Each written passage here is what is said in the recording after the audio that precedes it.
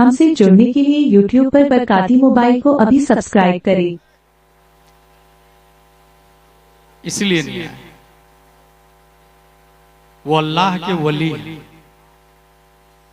और ये मैं नहीं बोल रहा, हुजूर मुहद्दिस कबीर ने बोला बनारस में कि गुलजार मियाँ अल्लाह के वली, और वली के पास इल्म गैब होता है, और उन्होंने देख लिया हराम करने वाले 25 कैमरा वाले मौजूद होंगे और इसके वो सख्त मुखालिफ है, नतीजतन वो नहीं है। झूठ पर अल्लाह कादिर नहीं है, नक्स कुदरत में नहीं, नक्स झूठ में है जो तहते कुदरत दाखिल नहीं हो सकता। कैमरा हराम है ताजुशरिया का मौक़िफ़, और ताजुशरिया के मिशन को लेके वो आगे बढ़ते हैं। पूरे हिंदुस्तान आउट ऑफ इंडिया भी यही उनका तरीका है, यही पैगाम। वो तकरीर नहीं करते, वो यही कहते हैं कि जो ताजुशरिया का मौक़िफ़ है वो हमारा मौक़िफ़ है। नतीजतन उनको खबर जा चुकी है यहां से कि 20 से ज्यादा कैमरा वाले आए हैं। जलसा का ये तरीका नहीं, नंबर 1 2 रात का जलसा नहीं, 1 रात का जलसा होना चाहिए। और जितने नौजवान यहाँ पैसे बांट रहे थे ना, इनको होना ही नहीं चाहिए। या तो 2 तरीके से प्रोग्राम करें, नात खानों को अलग कर दे, तकरीर वालों को अलग कर दे। सिर्फ नातिया मुशायरा होगा, उसने जितने उचंगे, लफंगे, मवाली, गुंडे, छिछोरे सब आके रंडी की तरफ पैसा बांटे, उसका अलग ही कर। लेकिन जो नाइबे मुस्तफा हैं, जो वारिसे अंबिया हैं, बल्लिगु अन्नी वलो आया, जिनका मिशन है, जो एक मसला की खातिर 28 महीने जेल में रहे हैं, जो एक मसला की खातिर 7 साल ग्वालियर के जेल में रहे हैं, जो एक मसला की खातिर आज भी इजराइल से लड़ रहे हैं, उन लोगों को अलग जलसा करें। उसमें सिर्फ नाइबे मुस्तफा होंगे, आलिम खतीब होगा, उनकी तकरीर होगी। ये एक सही तरीका होगा, ताकि इस तरीके से बदनज़मी और इंतशार का माहौल नहीं होगा। एक जलसा था 5, 6, 7 मई 1972 में। ये इस जलसे में कई लाख रुपए खर्चा हुआ, आपको पता है। 40,000 से ज्यादा तो गुलजार मियाँ के लिए ज़ादेरा भेजा गया। कमेटी वालों ने पूरी कोशिश की, 6 महीने पहले से तारीख ली गई। जो सरकार गुलजार मियाँ ने तारीख दी थी वही तारीख पे जलसा हो रहा, उसके बावजूद इस हराम कारी की खबर लगने की वजह से वो नहीं आए। अब बताए क्या करें? कमेटी की गलती है, हजरत की गलती है, या कैमरामैन की गलती? किसने दावत दिया इनको? कौन बुलाया इनको? समझे भाई जरा, हम लोग किसको इस्लाम समझ रहे हैं, किस माहौल में जा रहे हैं, किसको जलसा समझ रहे हैं? 2 लाख रुपया खर्चा हुआ। क्या 2 लाख से किसी इदारे का एक रूम नहीं बनाया जा सकता? क्या 2 लाख से किसी यतीम को दारुल उलूम में पढ़ाया नहीं जा सकता था? क्या 2 लाख से किसी यतीम बच्ची की शादी नहीं कराई जा सकती? 5, 6, 7 मई 1972 में जलसा हुआ था। उस जलसे में हुजूर मुजाहिद मिल्लत भी थे, अल्लामा मुश्ताक अहमद निजामी भी थे, अल्लामा अरशदुल कादरी भी थे, मुफ्ती आजम हिंद भी थे, हुजूर अहसनुल उलमा भी थे, हुजूर सैयदुल उलमा भी थे, उसमें नात खां भी थे। फर्क ये कि सामीन ऐसे नहीं थे जैसे अभी है। एक उधर से बोल रहा है, मौलाना साहब तुम चुप रहो, पढ़ो नदीम भाई, पढ़ो तो तुम। वला हौला वला कुव्वा इल्ला बिल्लाहिल अलील अज़ीम। वो जलसा हुआ था जिस जलसे के बाद कौम को जो फायदा हुआ, उस फायदे को पूरी दुनिया अल-जामियतुल अशरफिया मुबारकपुर के नाम से याद करती है। उस जलसे से अशरफिया बना था। आज भी जितने उलमा मिसबाही हजरात दिखते हैं बड़े बड़े, ये सब वहीं के फारिग हैं। जलसे का वजूद किसी तहरीक के लिए होना चाहिए, किसी तंजीम के लिए होना चाहिए, किसी इंस्टीट्यूट और कोचिंग सेंटर और क्लास के लिए होना चाहिए, न कि वाह वाह वाह सुभान अल्लाह, एक बार और, एक बार और। जरा इस्लाम को समझे। वहां पर एक 2 साल का बच्चा हाथ टूट गया, पांव टूट गया, दादा गोद में लेके रो रहा है, बच्चे से बात कर रहा, बेटा तू नबी के पास जाके कहना नबी से कि उम्मत को बहुत सख्त तकलीफ दी जा रही है, मगर 57 मुस्लिम कंट्री खामोश है। फिलिस्तीन का ये हाल है और यहां से मैं से उड़ा रहा है। और उसको कह रहे हैं नदीम साहब को तुम पढ़ो। ये 3-3, 4 शायरों को दावत किसने दी भाई? कभी भी प्रोग्राम करें ना तो अच्छे आलिम के मशवरे से, ये बहुत बड़ी तबाही है। नेपाल में भी देखा मैं, 10 लाख नहीं बल्कि 20 लाख खर्चा हुआ था। मैं जानता हूं उस गांव को अच्छे से, मगर रिजल्ट 0 निकला था उस गांव। 20 लाख से ज्यादा। शब्बीर को बुलाया था उस काले आदमी को जो अली अली अली अली पढ़ता है, जबकि उलमा ने कहा जिस प्रोग्राम में सिर्फ अली का जिक्र हो, सिद्दीक अकबर का जिक्र ना हो, तो वो जलसा गैर शऊरी तौर से अहले तशय्युअ की तरफ जाता है। शरीयत ये बोल रही है कि इंसान राफजी हो जाएगा अगर सिर्फ हजरत अली का नाम लेगा और हजरत अबू बकर का नाम नहीं लेगा तो। मगर ये पब्लिक को कौन बताएगा? नातखा बताएगा, अजमत भाई बताएंगे, नदीम भाई बताएंगे। ये समझ, अच्छा सब लोग भागने लग जाते हैं। शर्म आती है हमें बोलने में कि एक जिम्मेदार काज़ीउल क़ुज़ात फिन नेपाल बैठे हुए, मुफ्ती इजहार साहब बैठे हुए हैं, और अल्लाह तबारक व तआला को हमने देखा है? नहीं देखा ना, कोई देख भी नहीं सकता। लेकिन नबी ने देखा ना, नबी ने देखा ना अल्लाह तबारक व तआला को। और नबी को अबू बकर, उमर, उस्मान और अली ने देखा। उनको इमाम हुसैन ने देखा, उनको ज़ैनुल आबिदीन ने देखा, उनको इमाम मोहम्मद बाकर ने देखा, उनको इमाम जाफर सादिक ने देखा, उनको इमाम मूसा काजिम ने देखा, उनको इमाम अली रजा ने देखा, उनको मारूफ करखी ने देखा, उनको अहमद सिर्री सकती ने देखा, उनको जुनैद बगदादी ने, उनको अबू बकर शिबली ने, उनको अबुल फजल अब्दुल वाहिद तमीमी ने, उनको अबुल फरह तरतूसी ने, उनको अबुल हसन अली कर्शी हिकारी ने, उनको अबू सईद मुबारक मखजूमी ने, उनको सैयद अब्दुल कादिर जीलानी ने, उनको सैयद अब्दुल रज़ाक ने, उनको सैयद अबू साले नस्र ने, उनको मुहियुद्दीन अबू नस्र ने, उनको सैयद अली ने, उनको सैयद हसन ने, उनको सैयद अहमद जीलानी ने, उनको शेख बहाउद्दीन ने, उनको सैयद इब्राहिम एरजी ने, उनको मोहम्मद भिकारी बादशाह ने, उनको काजी जियाउद्दीन ने, उनको जमालुल औलिया ने, उनको सैयद मोहम्मद ने, उनको सैयद अहमद ने, उनको सैयद फजलुल्लाह ने, उनको शाह बरकतुल्लाह ने, उनको आले मोहम्मद ने, उनको सैयद हमजा ने, उनको आले अहमद अच्छे मियां ने, उनको आले रसूल अहमदी ने, उनको अबुल हुसैन अहमदी नूरी ने, उनको इमाम अहमद रजा खान ने, उनको मुफ्ती आजम हिंद ने, उनको ताजुश शरिया ने, और ताजुश शरिया को देखा शेर नेपाल ने, और शेर नेपाल के खलीफा का नाम अल्लामा ज़ियाउल मुस्तफा और मुफ्ती इजहार साहब क़िबला है।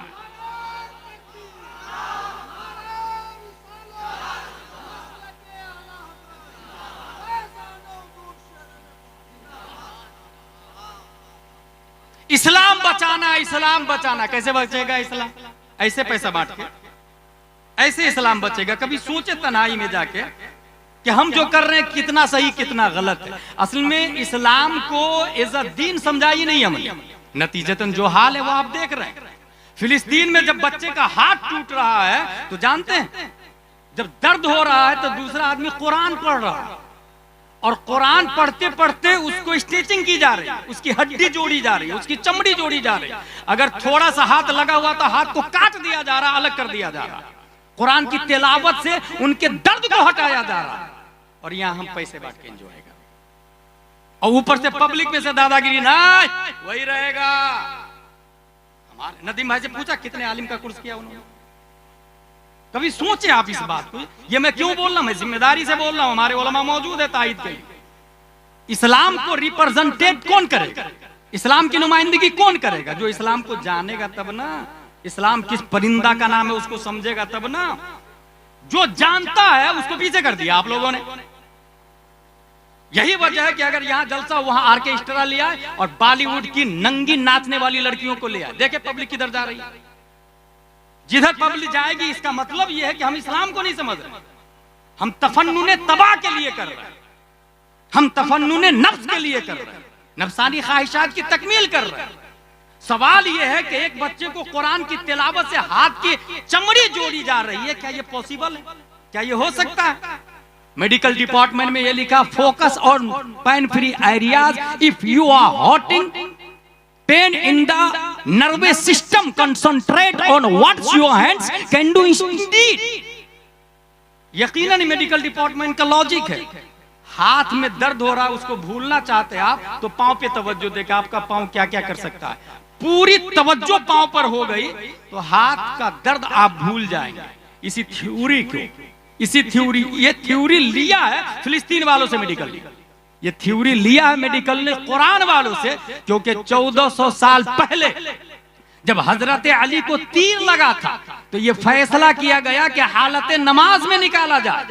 सुम्मा दखल फिन नवाफिल फजा तबीब शक्का जिल्दहु व कस्सरा अज़महु वस्तखरजा सहमहु व यस्तमिरु अमीरुल मोमिनीन फी सलाह। जब हजरत अली नवाफिल में मशगूल हुए, रब की इबादत में मशगूल हो गए, डॉक्टर आया, चमड़ी फाड़ा, तीर निकाला, फिर स्टेचिंग लगाया और हजरत अमीरुल मोमिनीन नमाज पढ़ते रहे। जानते हैं क्यों? क्योंकि पूरी तवज्जो कुरान की तिलावत और रब की इबादत में मशगूल थी, मबजूल थी।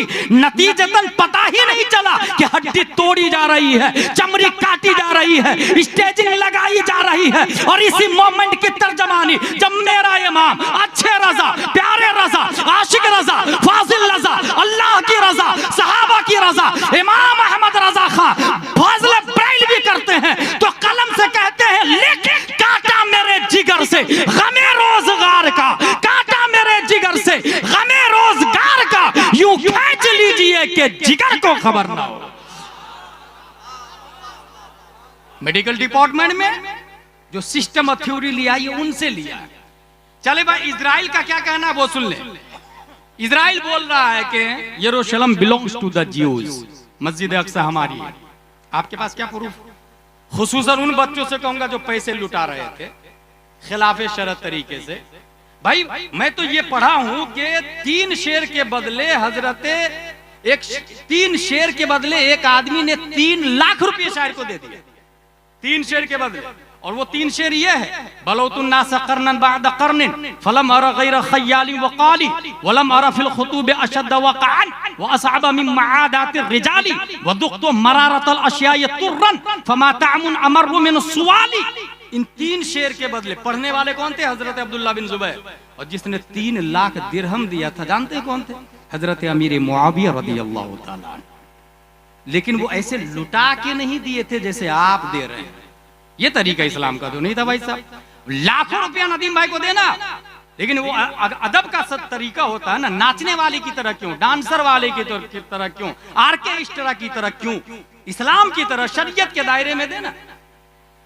वो लोग जो इस तरह पैसे दे रहे थे, बताए इसराइल बोल रहा है मस्जिद अक्सा हमारी है। आपकी क्या दलील है? मस्जिद अक्सा आपकी क्या दलील है? कहां लिखा हुआ? आज उसने बाबरी को तोड़ के अपना अपना बना लिया। क्या सबूत है आपके पास वो आपकी है? इस पे कोई सोचने को तैयार नहीं। इजराइल का दूसरा दावा, आवर आर्मी है tried day and night to complete कंपिया। हमारी ये फौज मेहनत और मशक्कत कर रही है मस्जिद अक्सा के लिए। हमारी क्या दलील है कि हम लोग मेहनत कर रहे हैं? उसका तीसरा चैलेंज है, the working we are doing for the benefit of people of फिलिस्तीन मस्ट बी एक्सेप्टेड। फिलिस्तीन को हम जितना दे रहे हैं उतना लेके खुश रहे हो। ये तीसरा दावा उसका। क्या जवाब है आपके पास? क्या करना चाहिए हम? हमारे हुकूक क्या है, राइट्स क्या है? एक बच्चा अपने बाप तो छोड़े, इस्लामी को नहीं समझ रहा वो। अच्छा, लोग समझ रहे कि वो 40 साल का है, 50 साल का, 60 साल का है। मैं बड़ी वाज़ेह मिसाल पूरे भारत में देता हूं कि जिस तरीके से ये मोबाइल, ये देख रहे हैं, ये किसी 1 साल के बच्चे के पास दे रहे, लात मार के नाली में फेंक देगा। डायमंड गोल्ड दे दे, नाली में फेंक देगा। आग दे दे, हाथ से पकड़ेगा, मुंह भी जला लेगा, हाथ भी जला लेगा। 1 साल का बच्चा डायमंड को लात मार के नाली में फेंक रहा, मोबाइल को फेंक रहा, और 3-4 साल के बाद मोबाइल के लिए झगड़ा करने लगता। 50 साल के बाद वही बच्चा डायमंड को ताले पे ताला लगा के रखता है। ये डायमंड, ये 50 साल की उम्र की वजह से कद्र समझ में आ रही है या एजुकेशन की वजह से? इसका सीधा जवाब है, उम्र की वजह से वैल्यू नहीं समझ में आती, एजुकेशन की वजह से।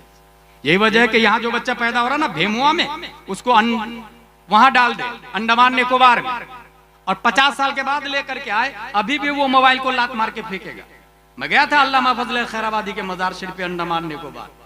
वहां के आदिवासी जरबा लोग पैसा पहचानते ही नहीं। इसका मतलब यहाँ जो बच्चा पैदा हुआ वहां छोड़ दे, 50 साल के बाद लाए, अभी भी मोबाइल को लात मारेगा और डायमंड को लात मारेगा। इसका मतलब गोल्ड, सोना, चांदी, पैसे की वैल्यू समझ में जो आती है वो उम्र से नहीं, वो नॉलेज से, इल्म से, एजुकेशन से। दीन एक अजीम बिल्डिंग है, और दीन की वैल्यू भी उम्र से नहीं समझ में आती, एजुकेशन से समझ में, तालीम से समझ में आती। इसलिए उलमा को समझे। और अपने यहाँ दारुल उलूम गौसिया रज़विया का क्या हाल है बता सकते हैं आप लोग? जो लोग भेमुआ के रहने वाले, मुझको लगता है यहाँ पर 10% लोग भेमुआ के भी नहीं होंगे, 10% भी भेमुआ के नहीं होंगे, सब बाहर वाले। क्या फायदा हुआ? मैं मुबारकपुर में तकरीर कर रहा था, अशरफिया मुबारकपुर में, हमारे उलमा जानते हैं, मुबारकपुर में मैंने ये कहा कि अगर हर साल 1000 मिसबाही फारिग हो, मुबारकपुर की जहालत का खात्मा नहीं होने वाला। मुबारकपुर की जहालत का खात्मा कब होगा? जब मुबारकपुर से मिसबाही फारिग होगी, यहाँ के फारिग होगी, मुबारकपुर के मिसबाही होंगे, तब जहालत का खात्मा होगा ना। भेमुआ में जलसा करवाए, भेमुआ में इदारे का क्या हाल है, कभी सोचा आपने? चंद साल पहले आलिम का कोर्स चल रहा था, अभी आलिम का कोर्स खत्म हो गया, उस पर कोई तवज्जो देने को तैयार नहीं। जहां से जहालत खत्म होगी उस पर कोई कंसंट्रेट नहीं कर रहा। वो बोल रहा मस्जिद अक्सा हमारी है, कुरान शरीफ में आया फाइदा जा वअदुल आखिर वलियसु वजूहकुम वलियदखुल मस्जिद कमा दखलहु अव्वल मर्रा वलियतब्बिरु मा अलौ तदबीरा। बनी इसराइल को कहा गया कि अल्लाह के नबी की बात मानो, इन्होंने बात मानी नहीं। हेरक्ल और रूस वाले आके अटैक करके, फारस वाले के अटैक करके उसको भगा दिए, मस्जिद को तार तार कर दिया। हासिल ये कि मस्जिद अक्सा इजराइल की नहीं, बनाया है आदम अलैहिस्सलाम ने, इर्तिफा किया हजरत दाऊद अलैहिस्सलाम ने, याकूत हीरे जवाहरात से हजरत सुलेमान अलैहिस्सलाम ने सजाया बनाया। जिन्नातों ने तामीर की, हाकिम थे हजरत सुलेमान अलैहिस्सलाम। अब उन लोगों का ये कहना है कि ना ये हजरत मूसा अलैहिस्सलाम ने बनाया, क्रिश्चियन बोल रहे ना हजरत ईसा अलैहिस्सलाम, और इस्लाम ये बोलता है कि मस्जिद अक्सा से मस्जिद हराम, मस्जिद हराम से मस्जिद अक्सा, शबे मेराज में हमारे नबी आए और इसी मस्जिद अक्सा में तमाम नबियों की इमामत की, फिर ऊपर रब की बारगाह में मिलने के लिए तशरीफ ले गए थे। मस्जिद अक्सा ही नहीं, पूरी दुनिया की मस्जिद हमारी है, पूरी दुनिया की। बाबरी भी हमारी है और अक्सा भी हमारी है। ये अपने बच्चे को कौन बताएगा? जो ऐसे ऐसे पैसा देता वो, जो नात खा को सुनता है, मुक्तरीर को पीछे डालता वो। 3 साल का बच्चा, एक 3 साल का बच्चा, बहुत बुनियादी बात बता रहा हूं, बच्चा खेल रहा था गिल्ली डंडा टाइप, बाप ने कहा अंत लैसा मिन शानिकल लइब मअल अत्फाल फअंत मन सौफ यफ्तहुल अक्सा। बेटा गिल्ली डंडा खेलने का जमाना नहीं है, अन करीब तुम मस्जिद अक्सा को फतह करने वाले हो। 3 साल के बच्चे को कौन बोल रहा? बाप बोल रहा। वही 3 साल का बच्चा 1187 ईस्वी में सलाहुद्दीन अय्यूबी बन के मस्जिद अक्सा को फतह कर लिया था। कुछ समझ में आया? सलाहुद्दीन अय्यूबी थे वो 3 साल, बाप ने बोला तब ना भेजे में घुसा। और यहाँ बाप क्या कर रहा है वो देख रहे हैं। तब बाबरी को हम ले पाएंगे, मस्जिद अक्सा को ले पाएंगे? मैं सोच रहा हूं मैं तकरीर करूं कि रोऊं। उसका दूसरा दावा है हमारी आर्मी मेहनत और मशक्कत कर रही है। तीसरा दावा है हम जितना दे रहे हैं फिलिस्तीन को ले लेना चाहिए। चौथा दावा, Arab should apologize for the war that have started with Israel. Hamas को, गाजा को माफी मांग लेना चाहिए, घुटने टेक देना चाहिए, हाथ जोड़ के कहना चाहिए माई बाप दादा इजराइल तुम जितना दे रहे हो उतना ले लेते, I am sorry for starting the war. ऐसा बोल, कौन बोल रहा है? ये इजराइल, बरतानिया उसका साथ दे रहा है। क्या कर लेंगे हम लोग यहाँ बैठे बैठे? कितना पैसा भेजा आपने वहां मेडिकल डिपार्टमेंट में, दवाई के लिए क्या भेजा आपने? कितनी फौज गई आपके यहां से? ताइद में कितना बोला आपने? भाई मरना तो मुझे भी, अगर कोई कहे तुमने फिलिस्तीन का साथ दिया इसलिए गोली से मार दूंगा तुमको, मार दे भाई, शहीदों में मेरा भी शुमार हो जाएगा। ऐसा जज्बा होता है ना, तब मस्जिद अक्सा की फतह होती है, तब इंसान इस्लाम को दूसरे तक पहुंचाता है। यहाँ खुद ही तक नहीं ढंग से पहुंचा तो दूसरों तक क्या पहुंचाएंगे भाई साहब? हिस्ट्री आपको पता है इजराइल की? पहली जंग अजीम नाम सुना? फर्स्ट वर्ल्ड वॉर 1914 से 1918 तक चला। इसमें क्या हुआ? सल्तनत उस्मानिया का खात्मा हो गया, फिलिस्तीन पे कब्जा हो गया बरतानिया। हिटलर की वजह से दूसरी जंग अजीम हुई 1939 से लेकर 45 तक। अमेरिका और बरतानिया ने लॉलीपॉप दिया यहूदियों को, तुम हमारा साथ दो इजराइल बना दूंगा। शायद दिया, दूसरी जंग अजीम भी खत्म कर दी गई, जंग जीत गए वो लोग। सल्तनत उस्मानिया का यूं ही खात्मा हो चुका था। नतीजतन फिलिस्तीन के बीच में इजराइल को बनाया। ये कब की बात है? 1948 में। आजादी की मांग करने लगे 1948 में लोग कि नहीं, हमको आजाद करो बरतानिया, हमें हमारे यहां से जाओ, हमको छोड़ो, हमें आजाद करो। तब जानते क्या क्या उसने बरतानिया ने 48% फिलिस्तीन को दिया, 44% इजराइल को दिया, 8% यरूशलेम मस्जिद अक्सा अपने अंडर में रख लिया। ये क्यों किया? ताकि मस्जिद अक्सा के लिए तुम दोनों लड़ना, वेपन हम बेचेंगे, औजार हम बेचेंगे, तोप हम बेचेंगे, मिसाइल बारूद हम बेचेंगे। ठीक 1 साल पहले 1947 में भारत में यही किया था। 1857 से 1947 तक भारत गुलाम रहा है। ठीक है, आजादी से पहले जानते हो क्या किया उसने? इसको भी 3 हिस्सों में बांटा। एक हिस्सा पाक, एक हिस्सा भारत, दूसरा हिस्सा कश्मीर। न तुम्हारा न तुम्हारा, दोनों लड़ो इसके लिए, वेपन हम बेचेंगे, औजार हम बेचेंगे। ये कहां से गेम चल रहा है आप सोच भी नहीं सकते, क्योंकि आपको जलसे का तरीका ही नहीं पता है तो दूसरी चीज क्या सोचेंगे? दावत दे रहे हैं गुलजार मियां को, 50 कैमरे का इंतजाम कर रहे हैं, कहां से समझ में आएगी बात भाई? सोचे आप कहां से गेम किया जा रहा पूरी दुनिया के अंदर। नतीजतन यहां पर कश्मीर के लिए लड़ाई हो रही, वहां मस्जिद अक्सा के लिए लड़ाई हो रही। इजराइल बोल रहा माफी मांग लो। हमें करना क्या चाहिए? एक हदीस बताता हूं। लौलम यबqa मिन दुनिया इल्ला यौम लतवल्लाहु ज़ालिकल यौम हत्ता युकातिल आखिर हादिल उम्मति दज्जाल। क़ील ऐनहुम या रसूलल्लाह? क़ाल अंतुम शर्क़िया नहर अल-उर्दुन व हम ग़रबिय्या हत्ता यख्तबि अल-यहूदी मिन वराइ शजर अविल हजर फयक़ूलु शजर अविल हजर ताल या मुस्लिम हादल यहूदी फ़क़्तुलहु। हदीस शरीफ के अंदर आया, दुनिया का आखिरी दिन बाकी हो, आखिरी दिन बाकी है, अल्लाह ताला उस दिन को लंबा करेगा। क्यों लंबा करेगा?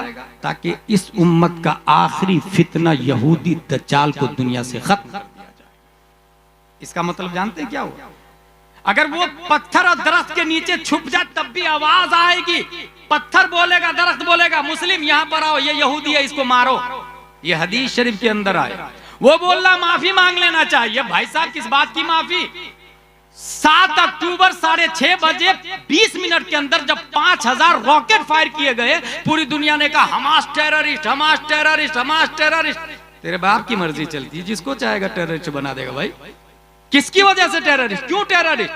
1857 से 1947 तक बरतानिया यहां पर था, जब सुभाष चंद्र बोस, सरदार वल्लभ भाई पटेल, जवाहरलाल नेहरू, मिस्टर गांधी, अल्लामा फजल खैराबादी, किफायत अली काफी जान कुर्बान करके जब भारत को आजाद करवाए, तो ये लोग, जहां लाखों जाने गई है, इसमें लाखों जाने, ये लोग दहशतगर्द थे या फ्रीडम फाइटर थे? भारत को आजाद कराने में जो लोग मारे गए, दहशतगर्द या फ्रीडम फाइटर? जवाब, फ्रीडम फाइटर, दहशतगर्द नहीं। क्यों नहीं है भाई दहशतगर्द? सरदार वल्लभ भाई पटेल, अल्लामा फजल खैराबादी, सुभाष चंद्र बोस, ये लोग दहशतगर्द क्यों नहीं? कहा जमीन इनकी थी। तो यही थ्योरी वहां समझना। 1948 से पहले इजराइल का नामो निशान नहीं था। फिलिस्तीन की जमीन पर कब्जा करके इजराइल बनाया।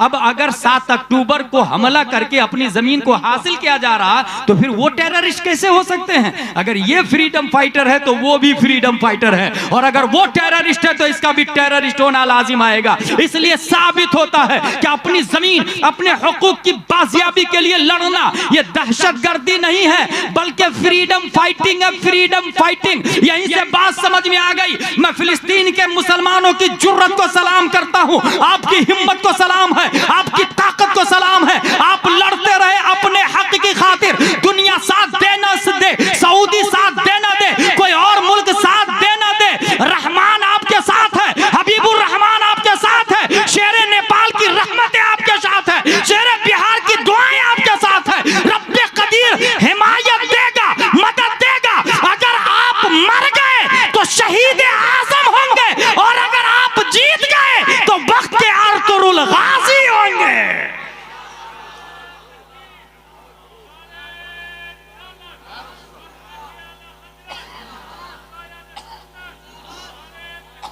ये जो बातें मैं बोल रहा हूं ना, मैं सिर्फ इसलिए बोल रहा हूं, मैं भी जाहिल था। शेर नेपाल अली रहमत के यहाँ पढ़ा मैं, हिफ्ज किया, कारी किया, आलिम किया, फाजिल किया, जामे अजहर गया, मुफ्ती बना, और उसके बावजूद भी अभी पढ़ ही रहा हूं। इतना जरूर याद है, भेमुआ को मैं बचपन से जानता हूं, जब मेरी उम्र 7-8 साल की थी और शेर नेपाल अली रहमत के यहाँ पढ़ रहा था, तो यहाँ के मौलाना कैस थे, मुझे एक कुर्ता दिया था पहनने के लिए, उनका एहसान है। उस वक्त से मुझे भेमुआ याद है। शेर नेपाल अली रहमा, शेर बिहार अली रहमा, इस्लाम क्या है खुद से नहीं समझ सकते, इसलिए उलमा का सहारा लेना पड़ता है। इसलिए जो शख्स शेर बिहार और शेर नेपाल से अलग है, मरकज वो नहीं हो सकता, सेंटर पॉइंट वो नहीं हो सकता। अगर इस्लाम और सुन्नियत की बका चाहते हैं तो अकाबिरीन से जुड़े, अपने बुजुर्गों से जुड़े, क्योंकि मैंने देखा है इंतखाब कदीरी तादुशरियत से कटा, मुफ्ती आजम हिंद से कटा, कहां गायब हुआ, google.com भी ढूंढने से कासिर है। इसलिए अपने अकाबिरीन के कदमों से मजबूती से जुड़े रहे। जो शख्स शेर नेपाल का बागी है, उसके प्रोग्राम में भी न जाए न आए और न उसके मदरसे में ताउन दे। ऐसे ही नेपाल का सुलह कुल्ली आजम उस्मान कपटौली को जो बुलाता है अपने जलसे में या उसके साथ कहीं होता है, उसे भी समाज से, मदरसे से, मस्जिद से बाइकाट करे, वो शख्स सुन्नी सही उल अकीदा नहीं हो सकता है। क्या वजह है कि तादुशरियत शेर नेपाल पे भरोसा करते थे? अगर कोई ये कहता था कि मैं सुन्नी सही उल अकीदा हूं, मुझे खिलाफत दे दे या इमामत की जगह दे दे और मेरा घर नेपाल है, तो तादुशरियत फरमाते थे नेपाल में मोहम्मद जैद सिद्दीकी शेर नेपाल है, जा उनसे लिखवा करके ले आओ कि तुम सुन्नी हो। तो उस शख्स ने जवाब दिया, ये किताब में लिखी हुई बात है, उस शख्स ने कहा हजरत 1000 नेपाल के उलमा से लिखा लूंगा, शेर नेपाल से नहीं लिखा सकता हूं मैं। तादुशरियत ने फरमाया वो 1000 काम के नहीं है, तुम एक शेर नेपाल से लिखा लो, हमारे लिए वही काबिल एतमाद है। कुछ समझ में आ रहा? इस्लाम हर शख्स दावा कर रहा। गांधी भी कुरान पढ़ता था, वहाबी भी बोलता मैं मुसलमान, देवबंदी भी बोलता मैं मुसलमान, मुअतजिला भी बोलता मैं मुसलमान।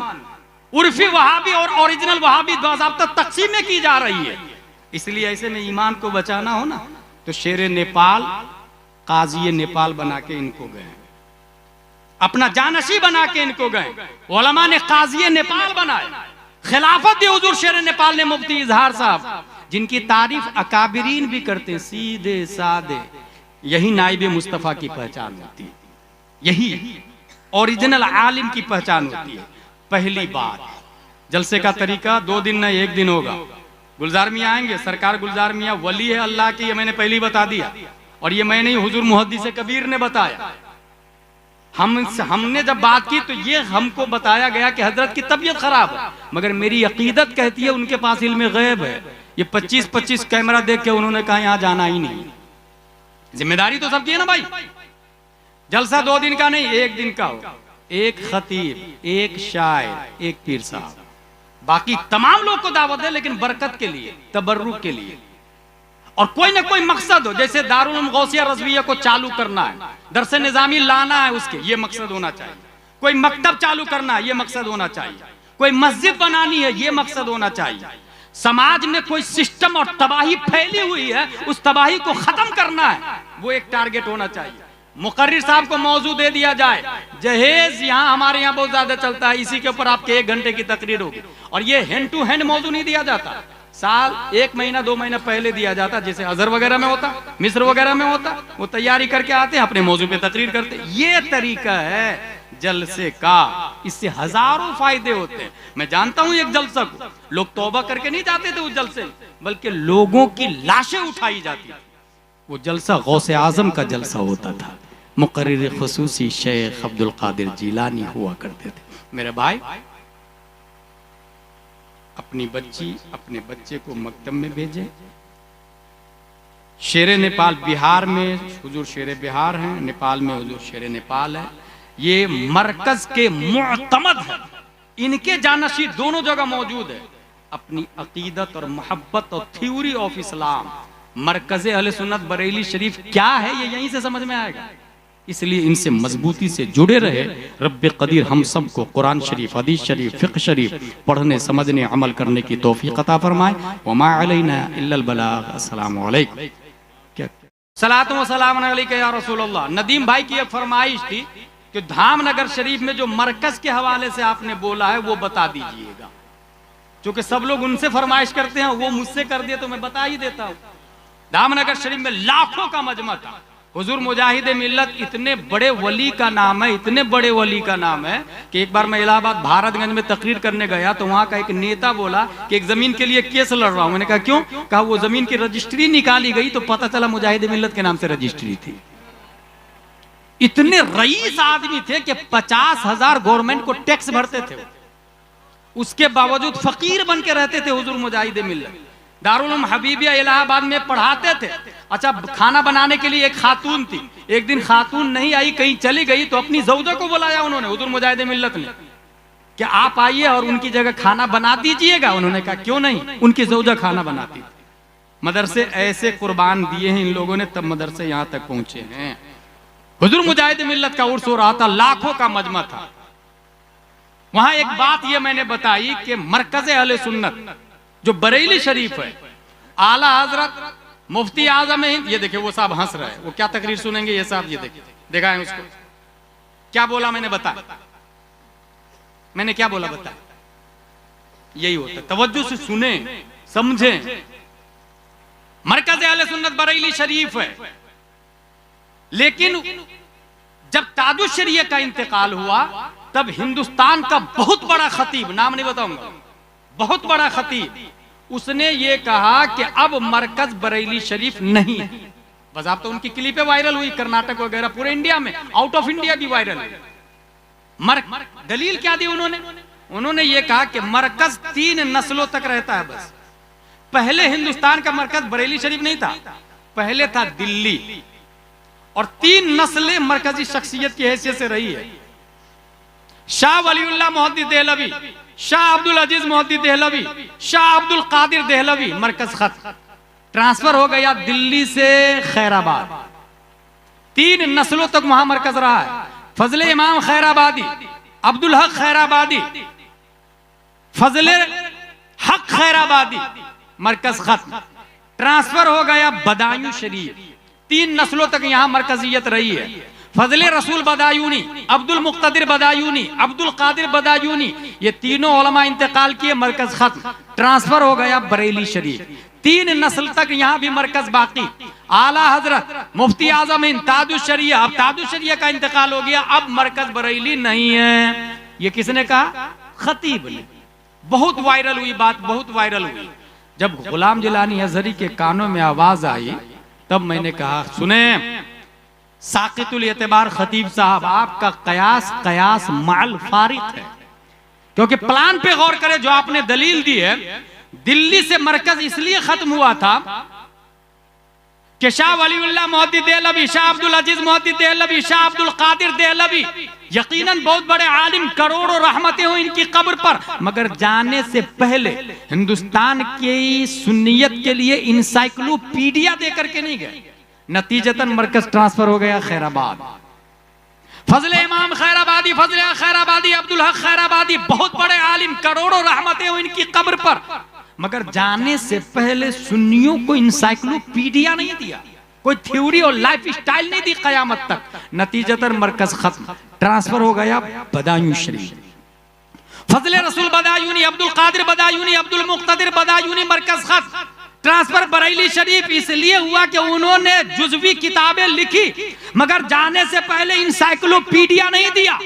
रह गई बात बरेली शरीफ की, तो साकितुल एतबार खतीब साहब आप अच्छे से सुन लें, मरकज यहां से इसलिए ट्रांसफर नहीं होगा कि आला हजरत जाने से पहले 10,000 किताबें, 1,000 किताबें, 10,000 सवालों के जवाब, 300 मंजूम कलाम, 200 किताबों पे तकरीज और 185 किताबों पर हाशिया लिखा। आला हजरत आलिम का नाम है, इंतकाल आलिम का होता है, लेकिन आला हजरत जाने से पहले फतावा रज़विया दे करके गए। फतावा रज़विया आलिम का नहीं, इल्म का नाम है, और वो आज भी मौजूद है। कंजुल ईमान आलिम का नहीं, इल्म का नाम है। मसलक के आला हजरत की दलील फतावा रज़विया है, कंजुल ईमान है, जो आज भी जिंदा है। कंजुल ईमान नहीं मरता है, फतावा रज़विया नहीं मरता है। पता ये चला मसलक के आला हजरत की दलील फतावा रज़विया कल भी जिंदा था, आज भी जिंदा है और कयामत तक जिंदा रहेगा।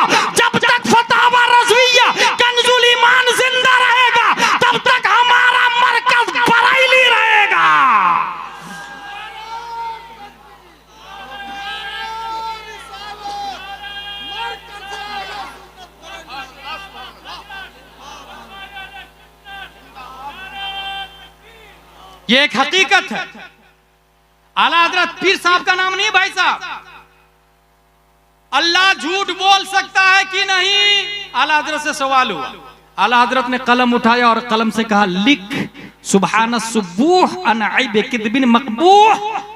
300 दलाइल दिए आला हजरत ने, 200 इरादात कायम किए और 25 नस वारिद किए इस बात पर कि आला हजरत झूठ से पाक है।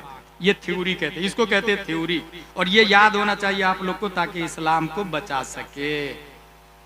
नबी दाफ़अल बलियात, दाफ़अल बलियात, दाफ़अल बलियात। लोहना शरीफ खानकाह में कभी कभी नमाज पढ़ने का मौका मिलता है। हाजी अहमद हुसैन साहब नमाज पढ़ा के दुआ करते रहते, या दाफ़अल बलियात, या दाफ़अल बलियात। आला हजरत से सवाल हुआ, नबी को दाफ़अल बलियात कहना जायज है कि ना जायज है? आला हजरत ने कलम से कहा, लिख अल अमन वल उला लिनाइयतिल मुस्तफा बिदाफ़िल बला। 262 दलीलें दी आला हजरत ने, 262 दलीलें इस बात पर कि नबी दाफ़अल बलियात है और कहना जायज है। और 262 में 40 आयतें कुरान शरीफ से। और आपको हैरत होगी 5 आयतें तौरात इंजील जबूर से भी पेश कर दिया था उन्होंने। इससे जानते क्या पता चला? आला हजरत तौरात के भी आलिम थे, इंजील के भी आलिम थे, जबूर के भी आलिम थे। कितने लोग यहाँ तौरात इंजील को देखा है, बल्कि फतावा रज़विया को नहीं देखा होगा। अगर मैं बोलूं फतावा रज़विया लाना है, गौसिया रज़विया में 10,000 रुपया की जरूरत है, एक आदमी देख खड़ा हो जाए, कोई नहीं देगा। नदीम भाई को ऐसे से उड़ा उड़ा के देगा। अच्छा, खतीब को कोई नहीं दे रहा है, हैरत की बात है, खतीब को कोई नहीं देता। जबकि जायज यहाँ भी अफजल है, क्योंकि एक जिम्मेदार खतीब अगर इल्म सिखाता है तो तालीम की उजरत जायज है। फतावा रज़विया शरीफ में लिखा हुआ है। ये रस्म रिवाज की बात, मुझे जरूरत नहीं है कि आप अभी दें, लेकिन रस्म बता रहा हूं, हालात बता रहा हूं, मुआशरा बता रहा हूं। आला हजरत से पूछा गया, अंगूठा चूमना, अशहदु अन्ना मुहम्मद रसूलुल्लाह, ये अंगूठा चूमते हैं ना, कहां लिखा? ये हराम है कि हलाल है, कहां लिखा? कौन बताएगा?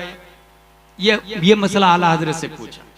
खानकाहें तो और भी थी ना, मगर आला हजरत से पूछा। आला हजरत ने कलम से कहा, लिख मुनीरुल ऐन फी हुक्म तकबीलिल इबहाम। 150 किताबों से 405 हवाले नकल किया आला हजरत रज़ी अल्लाह ताला अन्हु इस बात पर कि अंगूठा चूमना जायज है। कितने हवाले? 405 हवाले दिए। एक हवाला भी आप बता सकते किस किताब में लिखा हुआ है? क्योंकि हमारे यहाँ जलसे का माहौल जो देख रहे हैं आप, इसलिए मैं कह रहा हूं मरकज हमारा बरेली शरीफ है। कुछ लोग पेपर बांट रहे हैं कि मरकज बरेली शरीफ नहीं, अब दूसरी जगह हो गया। उनसे मैं कहूंगा, भाई हाफिज मिल्लत से किसी ने कहा था, इतने उलमा आपके साथ में, मरकज का ऐलान कर दीजिए ना। तो हाफिज मिल्लत ने कहा, ऐलान तो कर दूं मैं, मगर अहमद रजा कहां से लाऊंगा? और अब गुलाम जिलानी अज़हरी का कहना है, हिंदुस्तान और की तमाम खानकाहों से मरकज का ऐलान तो आप कर लोगे, फतावा रज़विया कहां से लाओगे? कंजुल ईमान कहां से लाओगे? नेपाल में भी कुछ लोग मरकज बदलना चाह रहे हैं भाई। लोहना शरीफ को हटाकर मरकज कहीं और ले जाना चाह रहे हो। मरकज इमारत तो बना लोगे, शेर नेपाल कहां से लाओगे? शेर नेपाल कहां से लाओगे? बिहार का मरकज मकसूदपुर है, तुम कहीं और बना लो, शेर बिहार कहां से लाओगे? ये समझने वाली बात है। उड़ीसा का मरकज धामनगर शरीफ है। मेरे भाई, ये उलमा से समझ में आएगा। काम सिस्टमेटिक होना चाहिए। अपने बच्चे को उर्दू अरबी जरूर पढ़ाए, स्कूल पढ़ा रहे हैं पढ़ाएं, उर्दू अरबी जरूर पढ़ाए, जरूर, तभी दीन को समझ में आएगा, दीन समझ में आएगा, इस्लाम समझ में आएगा। वरना एक साल का बच्चा जैसे मोबाइल को लात मार के फेंक देता है, ऐसी 50 साल के इंसान भी ईमान को लात मार के फेंक देगा और पता भी नहीं चलेगा मैं काफिर हो गया। क्योंकि ईमान कोई पकड़ने वाली चीज है। क्या ये ईमान है, मैंने पकड़ के, I have Iman in my pocket, ईमान मेरे पास है ना जेब के अंदर। ईमान कोई पकड़ने वाली चीज है क्या? ईमान मानने वाली चीज है। कुरान अल्लाह का कलाम है, माना तो मोमिन, नहीं माना काफिर। नमाज फर्ज है, माना मोमिन, नहीं माना काफिर। रोजा फर्ज है, माना मोमिन, नहीं माना काफिर। निकाह के बगैर औरत हलाल नहीं होती, लिविंग रिलेशनशिप हराम है, माना मोमिन, नहीं माना काफिर। ये कब से ये सब लिखा हुआ है किताबों में। इसलिए मैं कह रहा हूं, खुद नहीं पढ़े तो उलमा से जुड़ जाए, बच्चों को जरूर जरूर पढ़ाए, सुलह कुल्लियों से अलर्ट रहे। जो लोग अकाबिर के मुखालिफ है, अकाबिर हिंद को ढोल के पोल बोलते हैं, मसलक के मुखालिफ है, तादुस शरीय के मुखालिफ है, अपने ईमान की हिफाजत उन लोगों से दूर रख के करे।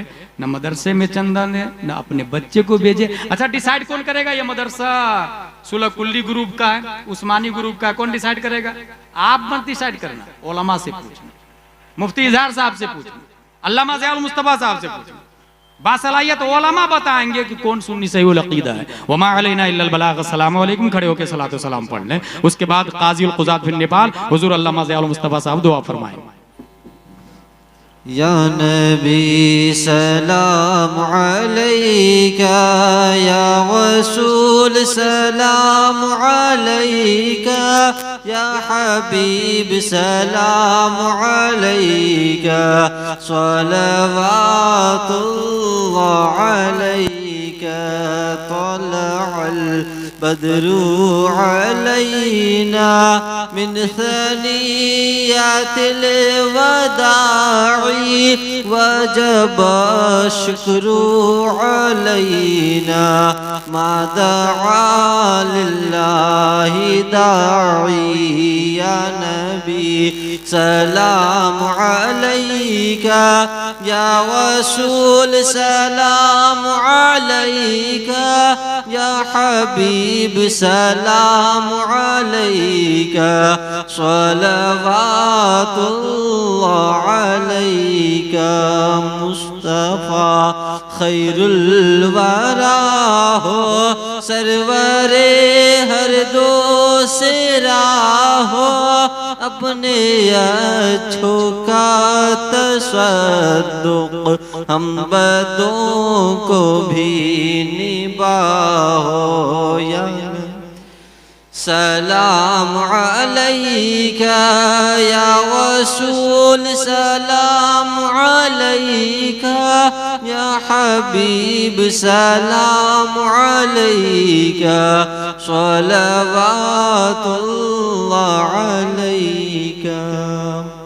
अस्सलातु वस्सलामु अलैका या रसूलल्लाह, अस्सलातु वस्सलामु अलैका या हबीबल्लाह, अस्सलातु वस्सलामु अलैका या नबीयल्लाह, व अला आलिका व अस्हाबिका या शफीअना यौमल जज़ा सल्लल्लाहु तआला अलैहि वसल्लम। नारे तकबीर, नारे तकबीर, नारे रिसालत, मसलके आला हजरत, फैज़ाने हुजूर शेर नेपाल, जानशीने हुजूर शेर नेपाल, आमदे हुजूर साहिबे सज्जादा। नारे तकबीर, नारे रिसालत।